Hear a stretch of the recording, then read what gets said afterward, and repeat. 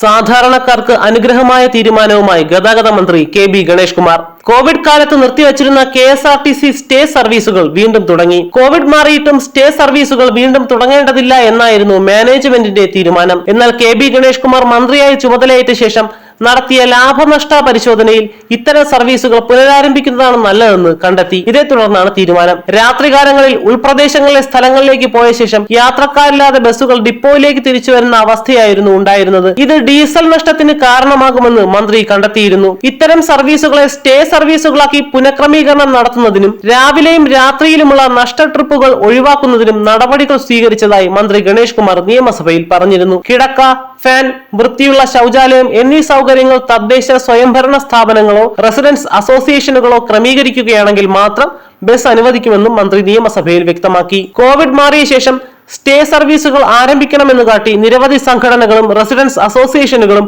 വകുപ്പ് മന്ത്രിക്കും KSRTCക്കും അപേക്ഷകൾ നൽകിയിരുന്നു. ഇതൊന്നും അവർ പരിഗണിച്ചില്ല. ആന്റണി രാജു ഗതാഗത മന്ത്രിയായിരുന്നപ്പോഴും ഇത്തരം അപേക്ഷകൾ നൽകിയെങ്കിലും പരിഗണിച്ചതുപോലും ഇല്ല.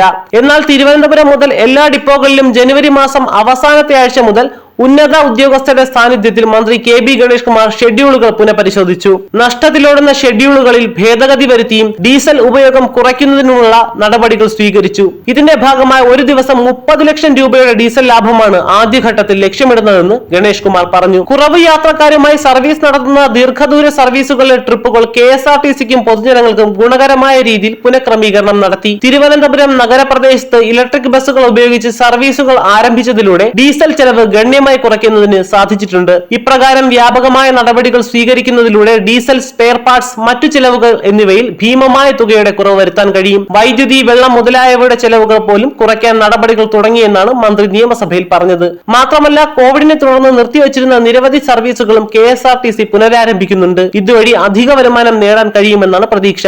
നഷ്ടത്തിലോടുന്ന സർവീസുകൾ യാത്രക്കാർക്കും കോർപ്പറേഷനും ഗുണകരമാകുന്ന രീതിയിൽ പുനഃക്രമീകരിക്കുന്നതിന് നടപടികൾ സ്വീകരിച്ചിട്ടുണ്ട്.